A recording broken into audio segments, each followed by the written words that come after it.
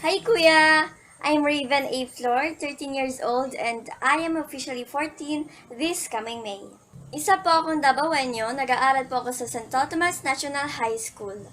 I love adventure, acting, and playing guitar. My hobbies are dancing and singing. Magkahawak ang ating kamay at walang kamalay-malay na tinuruan mo ang puso ko na umibig ng tunay. Mahal na mahal ko po si God, si Lolo, si Lola, ang aking auntie, uncles, dahil sila po yung nag-alaga sa akin nung ako'y bata pa. Sumali po ako sa audition na ito dahil nagbabakasakali po akong mapili.